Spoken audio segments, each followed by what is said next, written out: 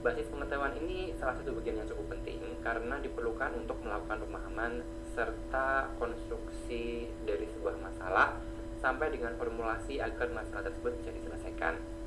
Dan yang tidak kalah penting dari bagian struktur sistem bakar ini adalah mesin inferensi, karena di dalamnya ya memuat strategi penalaran yang disebut dengan forward chaining dan juga backward chaining. Nah, pada kesempatan kali ini kita akan belajar kedua pendekatan ini, dan untuk video ini kita akan berkenalan dulu dengan apa yang disebut dengan forward chaining, teman-teman. Ini adalah salah satu bagian yang harus kita kuasai pada mata kuliah kecerdasan buatan pada bab sistem. Nah, forward chaining ini sebetulnya adalah sebuah metode pendekatan ya, merupakan teknik pencarian data driven yang artinya dimulai dengan fakta-fakta yang sudah diketahui sebelumnya. Kemudian fakta ini dicocokkan dengan fakta-fakta yang ada di belakang if dari aturan yang bentuknya adalah if dan rules. Teman-teman pasti masih ingat bahwa salah satu bentuk representasi pengetahuan itu diantaranya adalah if dan rules, selain dari frame, script, dan juga logika. Nah, apabila ada fakta yang cocok pada bagian if dari if dan rules ini, maka rule tersebut dieksekusi. Dan jika sebuah rule dieksekusi atau aturan ini dipakai, maka sebuah fakta baru akan ditambahkan ke dalam database. Nah, fakta baru ini adalah bagian yang umumnya berada di bagian belakang kata then. Ini untuk memudahkan teman-teman mengidentifikasi. Setiap kali pencocokan, kita akan menggunakan rule yang paling atas dulu, teman-teman, karena dia adalah sekuensial. Ya, nah, setiap rule itu hanya dieksekusi sebanyak satu kali saja pada forward chaining. Kemudian pencocokan ini akan berhenti apabila tidak ada lagi rule yang bisa dieksekusi. Ya, meskipun hasil akhirnya tidak ketemu, tetap harus dihentikan apabila tidak ada lagi rule yang bisa dieksekusi.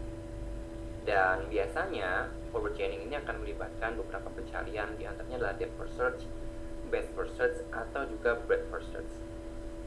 Asing dengan istilah ini, pelajari lagi tentang metode pencarian. Oke, kita pakai contoh yang pertama seperti ini misalkan. Ada setidaknya 5 aturan yang kita ketahui pada sebuah sistem bakar. R1, 2, 3, 4, dan 5. Sebagaimana teman-teman bisa perhatikan ya, R1 ini adalah mendung, if mendung and berawan dan angin kencang. Kemudian R2 ini adalah if lembab and sejuk and semilir dan mendung. Kemudian R3 adalah if hujan dan lembab, if berkabut dan gelap adalah rule 4, serta rule yang terakhir, rule 5 adalah if gelap and petir dan badai. Nah, jika dilakukan pembuktian menggunakan forward chaining, barangkali kalimat atau kata-kata yang bentuknya seperti ini terlalu panjang, sehingga kita akan mencoba merepresentasikan kata-kata ini menggunakan variabel. Misalkan kita memiliki variabel D yang menggantikan kata mendung, variabel D yang menggantikan kata berawan, variabel B yang mewakili sejuk, dan variabel N yang merepresentasikan badai misalkan ya. Ini hanya acak saja, teman-teman boleh menggunakan variabel-variabel yang lainnya, tidak harus selalu sama menggunakan pola-pola baku tertentu ya. Ini metode yang lebih mudah untuk menggunakan atau memahami rule dengan lebih ringkas saja ya. Kemudian kalau kita ubah ya dengan variabel yang digunakan seperti ini, jadi Y sampai dengan N, maka bentuk aturan sederhana yang tadi kita punya kalimat panjang itu setidaknya akan menjadi seperti ini. If Y and D dan Z, if X and B and A dan Y, sampai dengan if L and M dan N. Ya, ini hanya mengubah kata-kata istilah tadi menjadi variabel-variabel yang lebih pendek dimanfaatkan. Kemudian pada sistem bakar itu harus ada fakta yang diketahui kebenarannya dulu. Misalkan pada kasus contoh pertama ini adalah fakta A, B, C, D, dan E yang juga bernilai benar. Apabila fakta-fakta ini diketahui nilainya adalah benar, kita diminta nih oleh sistem untuk membuktikan apakah Z ini bernilai benar atau salah. Ya, nah maaf, masih ada sponsor batuk ternyata ya. Kita pakai ilustrasi seperti ini, teman-teman ya. Jadi ini hanya salah satu metode penyajian saja. Teman-teman barangkali punya cara yang lain dalam menyelesaikan forward chaining, silakan gunakan. Kebetulan ini adalah dari referensi yang kita pakai maka kita kenalkan sebagai salah satu metode ya untuk inferensi forward chaining pada sistem akar. Kita punya beberapa bagian. Pertama adalah database ya. Di sini ada database. Ini kemudian di bagian bawahnya adalah basis pengetahuan. Isinya adalah Eugen rules tadi yang sudah kita ubah ke dalam bentuk yang lebih sederhana, teman-teman. Kemudian di sebelah kanan ini adalah database ya, serta bawahnya adalah fakta baru. Ya, kemudian yang bagian kanan bawah ini adalah basis pengetahuan. Jadi mereka sebetulnya bagian-bagian yang digunakan untuk memudahkan secara visual bagaimana ilustrasi forward chaining ini bisa kita gunakan. Oke, kita mulai dulu deh. Pertama, harus diketahui bahwa fakta-fakta yang bernilai benar tadi kita masukkan dalam database. Kita punya fakta A, fakta B, fakta C, D, serta fakta E.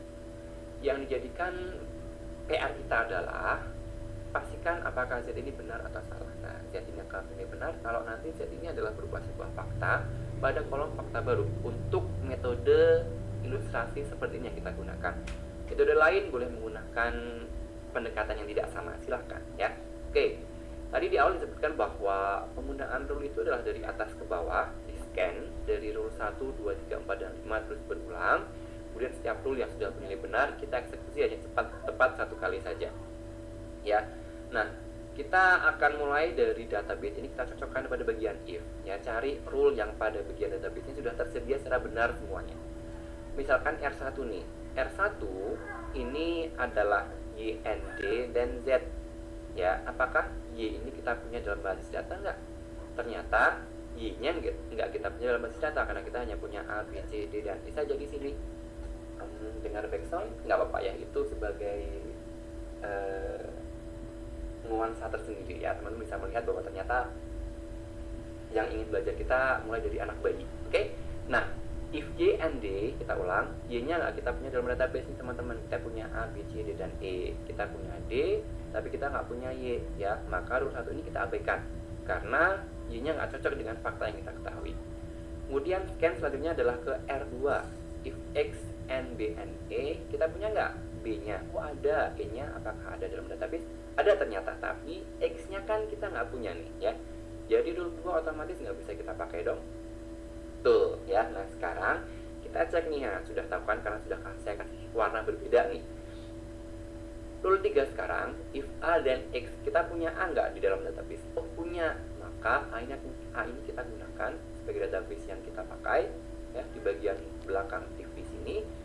Dan kita punya fakta baru nih, yaitu aturan R3 di belakang kata Z berupa nilai X di sebelah sini. Maka pada R3 ini kita pakai A sebagai database yang kita pakai, kemudian X nya ini akan masuk ke dalam fakta baru di sebelah kanan bawah di sebelah sini ya. Kemudian kalau sudah, kita lanjutkan ke aturan berikutnya di bagian bawah R3 yaitu R4. Teman-teman bisa menduga nggak kalau kita menggunakan R4 ini atau enggak ya? Pasti bisa ya, karena C ini sudah dalam database ya, sehingga C nya kita pakai dan L nya kita masukkan ke dalam fakta baru. Oke, kita punya pendekatan seperti ini nih ya. C nya kita masukkan, C nya kita gunakan sebagai database yang kita pakai, kemudian L nya kita masukkan di dalam fakta baru di belakang X ya. Kemudian tadi rule yang sudah kita pakai tidak bisa kita gunakan lagi ya. Ini untuk forward chaining penjelasannya seperti itu ya. Nah ini adalah ilustrasi tadi sudah kita pakai di rule sebelumnya adalah R3. Ini adalah untuk basis pengetahuan kita yang sekarang. Selain R3 kita gunakan R4 teman-teman. Jadi R4 ini kita kasih warna yang juga sama-sama merah dengan R3. Dengan demikian untuk selanjutnya R3 dan R4 ini kita abaikan. Sekarang kalau sudah diketahui R3 dan R4 kita gunakan, berarti kita sekarang ke R5. Bisa memastikan nggak kita punya bagian fakta dari L dan M ya, dari R5 ini teman-teman. Apakah ada L dan M dalam basis data yang kita pakai ya? Oh ya, selain basis data yang ada di sini, fakta baru X dan L ini juga boleh kita gunakan kok. Dia merupakan bagian dalam database untuk metode yang kita gunakan sekarang. Jadi selain A, B, C, D, E, kita punya juga X dan L. X dan L sebagai bagian dalam database yang boleh kita gunakan. Kita punya L tapi kita nggak punya M, berarti kita akan berulang ke R1 di atasnya. Nah, kalau teman teman-teman sudah sampai dengan R1 sampai dengan R5 nih ya, sudah di scan sampai dengan bawah atau rule berapapun teman-teman punya, kemudian kita mulai dari rule yang atas ini. Dalam referensi yang kita pakai ya berarti sudah berganti iterasi ya, berarti sekarang kita masuk ke iterasi kedua. Oke, sekarang kalau sudah R5 tidak kita pakai, terus R1 dong. R1 kita punya YD enggak? Y nya masih belum ada kan, XL A B C D E, berarti masih belum kita pakai, kita skip. Sekarang kita cek R2 deh. R2 ini adalah X, B, dan juga E, punya semuanya enggak? Kita punya B, kita punya E, oh ternyata kita punya X, berarti rule selanjutnya yang kita pakai adalah betul sekali R2, karena kita punya semuanya, yaitu X, B, dan juga E. Maka fakta baru di bagian dan ini ya adalah variabel Y, betul. Sehingga rule 2 ini sudah kita tidak bisa gunakan, alias ini kita abaikan. Oke, sekarang kita sudah punya A, B, C, D, E, X, L, dan Y. Di R5 coba, apakah kita punya semuanya? M-nya ada nggak? Sepertinya sampai kapanpun M ini nggak akan kita pakai ya, jadi seolah-olah M ini, rule 5 ini kita abaikan saja ya, karena kita akan punya L tapi nggak akan pernah punya M. Sehingga kita balik lagi ke iterasi yang selanjutnya, iterasi ketiga, R1 deh. R1 ini punya nggak untuk Y dan juga D, teman-teman? Kalau Y nya punya di sebelah sini, D nya juga punya di sebelah sini ternyata. Sehingga kita akan menggunakan R1 di iterasi kita sekarang, dan Z nya ini kita masukkan ke dalam fakta baru. Nah, karena Z ini sudah terbukti sebagai bagian dari fakta baru pada forward chaining, dengan metode yang kita pakai dari referensi yang kita gunakan, kita bisa memastikan bahwa Z ini terbukti benar, teman-teman ya, karena Z ini bukan lagi bagian dari pengetahuan, tapi sudah merupakan sebuah fakta, di mana database yang kita punya, fakta-fakta A, B, C, D, E tadi mengarah pada pembuktian bahwa Z ini merupakan fakta yang bernilai benar, sehingga kita hentikan pencarian sampai dengan level atau tahap yang sekarang ini. Ilustrasi pada inferensi forward chaining ini sebetulnya bisa kok kita sajikan dengan menggunakan tabel yang lebih sederhana. Ini menunjukkan bahwa penyelesaian masalah pada forward chaining ini bisa menggunakan berbagai macam metode penyelesaian ya. Salah satunya adalah metode ilustrasi, dan yang kedua adalah metode tabel ini. Harapannya sih teman-teman bisa lebih bisa memanfaatkan waktu ketika menyelesaikan inferensi pada waktu yang terbatas, katakan pada saat ujian atau kuis yang harus cepet-cepetan ya. Nah, sama prinsipnya kita akan memiliki basis pengetahuan di sebelah sini ya, dari kombinasi antara if dan then. Kemudian fakta-fakta yang bernilai benar A, B, C, D, E serta Z-nya ini akan bernilai benar atau salah nantinya. Kolom yang kita punya adalah rule, database, dan juga fakta baru ya, bagian yang sama dengan ilustrasi sebelumnya. Kita mulai langsung dari R1 ya teman-teman. Bisa nggak R1 ini kita eksekusi? Kita punya D dalam database, tapi kita kan nggak punya E ya, jadi R1 ini kita abaikan, sehingga kita harus maju satu langkah ke R2. Kita punya XB kah? Bagaimana? Punya XB? Ternyata kita tidak punya X ya, jadi R2 pun kita skip. Next, R3, kita punya A nggak di dalam database yang kita ketahui? Ternyata ada. Nah, inilah dari bagian R3 sebagai fakta yang dipakai, menyebabkan X-nya itu masuk ke dalam bagian fakta yang baru di sebelah kanan sini. Ya. Kemudian kita punya A, B, C, D, X. A, B, C, D, E, X maksudnya ya. R4 bisa kita pakai nggak dalam iterasi sekarang? Bisa, karena kita pun juga punya C ya dalam database di sebelah sini teman-teman, sehingga di sini adalah R4 ya. R4 ini menyebabkan bagian belakang L ini masuk ke dalam fakta baru ya. Di belakang then ya dari R4 ini adalah L, dia masuk dalam fakta baru. Kemudian R5 bisa kita eksekusi nggak ya kira-kira kalau kita punya database A, B, C, D, E, X, dan L? Enggak ya, karena kita masih perlu M untuk mengeksekusikan R5, sehingga kita ganti dong iterasinya ya, masuk ke R1 lagi ya. R1 bisa kita eksekusi nggak? Kita sudah punya Y-nya kah? Belum juga. Nah, sekarang kita punya R2 dong. Betul nggak? R2 kita menggunakan B dan X ya, sehingga Y-nya ini akan masuk ke dalam fakta baru ya. Y-nya di sebelah sini harusnya ya. Sehingga di langkah selanjutnya Y-nya ini kita pakai. Kebetulan setelah ganti iterasi ke bawah ya, R1-nya ini sudah valid semuanya untuk Y dan juga untuk D. D-nya ada dalam database. Sementara Y-nya ini ya, dia masuk ke dalam fakta baru ya. D-nya tadi sudah kita peroleh di R2 sebelumnya ya, X, L, dan Y di situ. Menyebabkan Z yang kita punya sekarang dia masuk ke dalam bagian yang sifatnya adalah fakta. Dalam hal ini, ketika fakta dari power chaining ini sudah berisikan dari full, maka Z ini bernilai benar, teman-teman. Sehingga kita bisa menyelesaikan penelusuran dan berkesimpulan bahwa Z ini bernilai benar.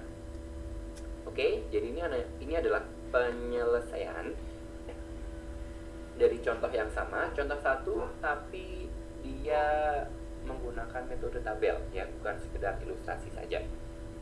Nah, dari contoh yang pertama kita akan coba pakai contoh selanjutnya ya. Contoh yang kedua dengan bentuk aturannya ini adalah if A N C then E, if D N C then F. Ini harusnya then teman-teman, nanti dikoreksi. Ini adalah if B N C then F, if B then C, if F then G. Sementara G ini adalah bagian yang kita buktikan benar atau salah apabila A dan B ini bernilai benar. Maka dengan tabel yang ada tadi, kita akan mulai dari basis pengetahuan R1 nih ya. R1 apa yang sudah kita punya? A ya kita punya, tapi kita nggak punya C. Next, kita punya apa ya di R2? Oh, nggak punya dua-duanya nih. Kita nggak punya D, kita pun nggak punya C. Jadi R1, R2 pun kita skip. Oke, bagaimana dengan R3? Kira-kira dipakai nggak? Enggak, karena kita nggak punya E. Sehingga memaksa kita harus langsung maju ke R4. Bisa nggak kita pakai R4? Bisa, karena kita sudah punya maaf ya, kita sudah punya fakta yang benar yaitu B, yang menyebabkan C ini masuk ke dalam fakta baru di kolom sebelah kanan sini. Oke, bagaimana dengan R5? Kita sudah punya F belum sih sejauh ini? Belum ya. Kita sudah punya A, B, dan C, tapi F masih kita cari nih ya. Kemudian karena sudah sampai R5 kita nggak ketemu, kita ganti iterasi dong di atas R1 nih. Ada A, B, C sebagai database dan fakta yang kita pakai. Sementara R1 kita punya fakta A dan C. Cocok nggak dengan database yang kita punya? Cocok ternyata. Sehingga A dan C ini adalah rule yang selanjutnya kita pakai, menyebabkan E ini masuk ke dalam fakta baru di belakang C ya. Nah, karena kita sudah punya A, B, C, E, di R2 sudah bisa kita pakai belum ya kira-kira? Belum, karena D-nya pun belum kita punya. Yuk kita cek R3 deh. Bisa nggak untuk B dan E ini di sini? Kita sudah punya nih, kita sudah punya B, kita sudah punya E, sehingga R3 ini adalah selanjutnya rule yang kita pakai dong ya. R3 ini adalah rule yang selanjutnya kita pakai, dengan B dan E adalah fakta yang kita pakai. Kemudian kita maju nih ke R4, nggak bisa karena sudah dipakai. Ke R5 teman-teman, F dan G, if F dan G. F-nya sudah ada belum? Kita punya, sebelumnya kita belum punya, sekarang kita sudah punya ternyata di dalam fakta baru. Sehingga rule yang kita eksekusi sekarang adalah R5 nih ya, menyebabkan G ini masuk ke dalam fakta baru di belakang F yang kita punya.